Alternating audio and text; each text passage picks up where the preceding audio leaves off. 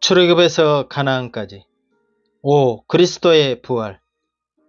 애국 군대는 다 바다에서 수장되어 버렸고 이스라엘 백성들만 홍해 건너편 육지에 안착하게 되었습니다.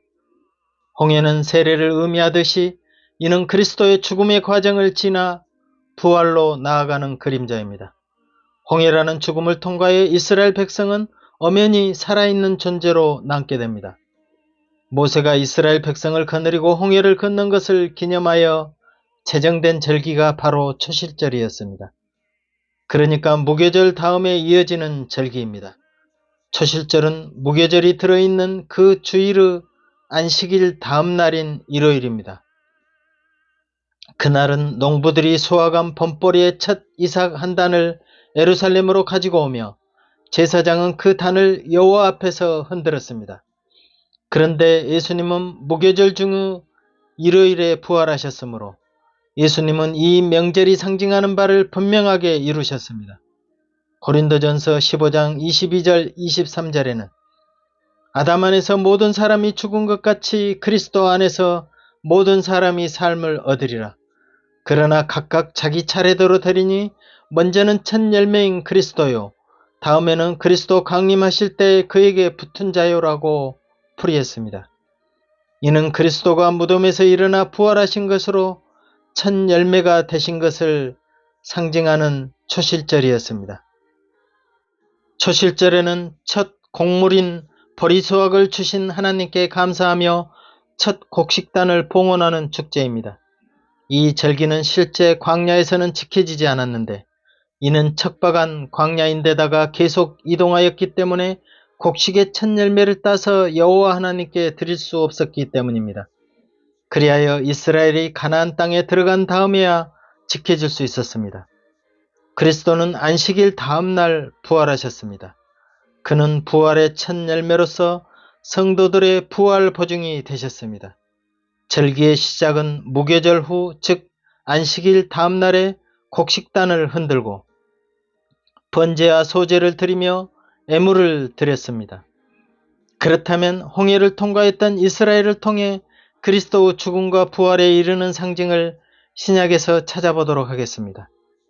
예수님께서는 장사된 지 사흘 만에 죽음을 이기고 부활하셨습니다. 이로써 나는 부활이요 생명이니라고 하신 말씀이 확실히 입증되었고 베드로의 설교에도 나타난 것처럼 구약 예언이 성취되기도 하였습니다.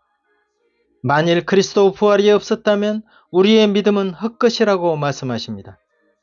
성경은 우리 구원 문제에 초점을 맞춰 그리스도 생애를 묘사하고 있습니다.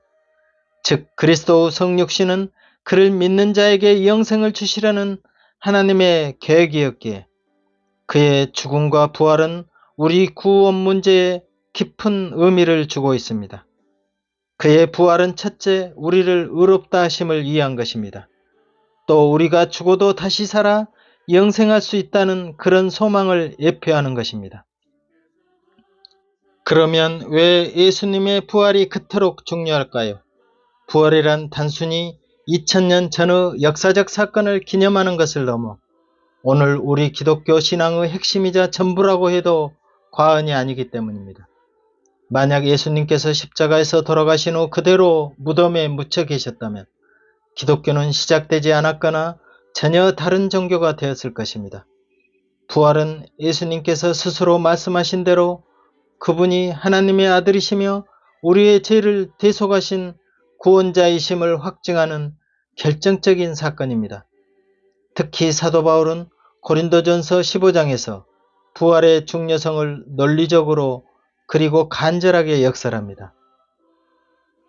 그리스도께서 만일 다시 살아나지 못하셨으면 우리가 전파하는 것도 헛것이요 또 너희 믿음도 헛것이며 너희가 여전히 죄 가운데 있을 것이요 라고 말합니다. 만약 부활이 없었다면 기독교인들의 믿음은 헛되고 우리는 여전히 죄사함을 받지 못한 채 살아갈 수밖에 없다는 것입니다. 그렇다면 예수님의 부활은 오늘을 살아가는 우리에게 구체적으로 어떤 의미를 줄까요?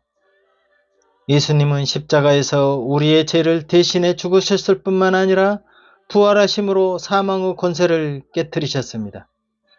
이는 죽음이 더 이상 끝이 아니며 예수님 안에서 우리도 죄와 죽음 후 지배로부터 자유롭게 되었음을 선포하는 승리의 깃발입니다. 그러하기에 부활하신 예수님은 믿는 자들에게 새 생명을 주십니다. 과거의 죄와 허물에서 벗어나 하나님 안에서 새로운 삶을 시작할 수 있게 하십니다. 또한 이 땅에서의 삶이 전부가 아니라 영원한 생명, 즉 영생에 대한 확실한 소망을 갖게 합니다. 부활은 우리의 미래를 향한 가장 밝은 약속입니다. 예수님의 부활은 그분의 십자가 대속이 하나님께 받아들여졌음을 증명합니다. 이를 통해 우리는 죄로 인해 멀어졌던 하나님과 화해하고 담대히 나아갈 수 있게 됩니다. 또한 부활하신 예수님은 성령을 통해 우리 안에 거하시며 세상을 이길 힘과 능력을 주십니다. 그러므로 부활이 없다면 믿음도 소망도 제사함도 영생도 없습니다. 부활은 어두운 세상 속에서 우리가 붙잡을 수 있는 유일한 빛이며 모든 그리스도인이 힘차게 외쳐야 할 복음의 핵심입니다. 그렇다면 부활을 통해 나 역시 천국에 갈 수 있다는 확신은 어떻게 이루어지는 것일까요? 이는 우리가 그리스도의 부활을 믿듯이 나 또한 부활하였음을 믿는 믿음입니다. 이것이 어떻게 가능할까요? 이는 그리스도와 연합되어야만 부활도 하나가 될 수 있습니다. 그리스도는 곧 나의 대속이며 그분의 지체 속에 나도 포함된 사실이 믿어지게 되는 때입니다. 온 인류를 대표하신 그분 안에는 모든 믿는 사람들이 포함되어 있습니다. 이는 아담으로부터 모든 인류가 파생되었듯이 영적 예수 그리스도 안에 그의 백성 모두가 포함된 것입니다. 그러므로 고린도전서 15장 20절부터 22절에 그러나 이제 그리스도께서 죽은 자 가운데서 다시 살아 잠자는 자들의 첫 열매가 되셨도다. 사망이 사람으로 말미암았으니 죽은 자의 부활도 사람으로 말미암는도다. 아담 안에서 모든 사람이 죽은 것 같이 그리스도 안에서 모든 사람이 삶을 얻으리라. 이처럼 예수 그리스도는 연합된 모든 믿는 자들의 대표가 되시어 우리를 살리심으로 교회의 머리로 왕권을 획득하게 됩니다. 우리는 그리스도를 따라 함께 죽고 함께 살아났습니다. 누구나 죽음을 맞이하겠지만 어떻게 다시 사는 것이 가능하겠습니까? 이는 그리스도 부활을 믿는 믿음을 바탕으로 나 역시도 다시 부활할 수 있다는 확신을 가지는 데서 출발합니다. 그러므로 로마서 6장 4절 5절에 우리가 그의 죽으심과 합하여 세례를 받음으로 그와 함께 장사되었나니 이는 아버지의 영광으로 말미암아 그리스도를 죽은 자 가운데서 살리신과 같이 우리로 또한 새 생명 가운데서 행하게 하려 함이니라. 만일 우리가 그의 죽으심을 본받아 연합한 자가 되었으면 또한 그의 부활을 본받아 연합한 자가 되리라고 말씀하십니다. 그리스도와 연합되어 죽은 것처럼 이제 부활도 그리스도와 연합하여 다시 살아난 것이라고 말씀하십니다. 연합은 마치 한 몸처럼 움직이는 것이기에 주님의 부활은 곧 나의 부활과 다름없게 됩니다. 우리는 로마 군대처럼 홍해에서 죽지 않고 그리스도로 인해 살아나 부활을 맛보게 됩니다. 그러므로 부활의 축복을 그리스도와 연합함으로 나도 누리게 되는 것입니다. 에베소서 2장 1절부터 5절 말씀은 우리에게 놀라운 사실을 알려주십니다. 그는 허물과 죄로 죽었던 너희를 살리셨도다. 그때 너희는 그 가운데서 행하여 이 세상 풍속을 쫓고 공중의 권세 잡은 자를 따랐으니 곧 지금 불순종의 아들들 가운데서 역사하는 영이라. 전에는 우리도 다 그 가운데서 우리 육체의 욕심을 따라 지내며 육체와 마음에 원하는 것을 하여 다른 이들과 같이 본질상 진노의 자녀였더니 긍휼이 풍성하신 하나님이 우리를 사랑하신 그 큰 사랑을 인하여 허물로 죽은 우리를 그리스도와 함께 살리셨고 너희는 은혜로 구원을 받은 것이라. 진노의 자녀였던 우리를 그리스도와 함께 살리신 것은 곧 부활 생명을 내게도 체험하게 하신 하나님의 축복입니다. 우리 각자는 어느 땐가 부활의 진정한 의미를 새롭게 깨닫게 될 수도 있습니다.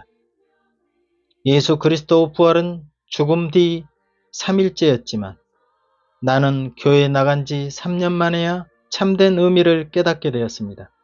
이는 예수님의 부활이 단순히 나를 위하였다는 것을 넘어 나 역시도 함께 죽고 함께 다시 살아났다는 사실에서 큰 의미를 되찾게 되면서부터였습니다.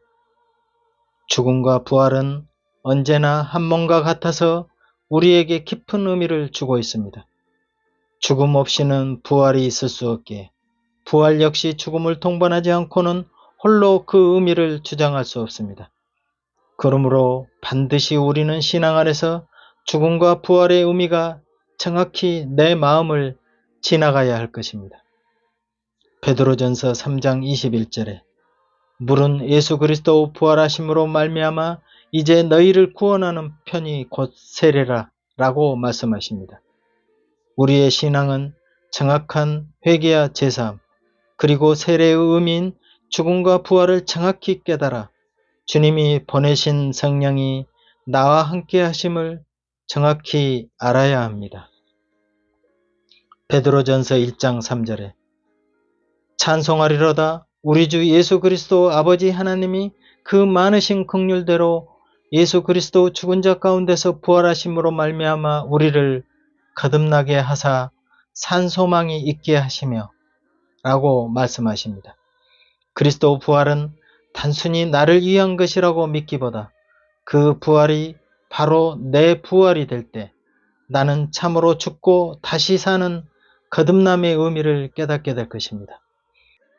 그러므로 초대교회 때 세례는 참으로 예수님 안에서 죽고 예수님의 생명으로 사는지 확인을 한 다음에 베풀었다고 합니다. 그런데 요즘은 세례를 너무 쉽게 생각해 그 의미를 깊이 알지도 못한 채 신앙생활을 해나가기 때문에 교회에는 많은 문제가 발생하고 있습니다. 이는 그리스도와 함께 죽고 함께 사는 연합을 통해 이 세상 어떤 것과 비교할 수 없는 은혜가 풍성하게 넘치기 때문에 귀한 복음이 자기화되는 것입니다. 그래서 어떤 철학이나 지식 또는 세상의 로망인 부귀영화도 그리스도의 부활 사랑을 결코 뺏을 수 없을 것입니다. 아멘. 박 작가의 하늘가락지에서는 출애굽에서 가나안까지를 주제로 계속 이어나가겠습니다. 감사합니다.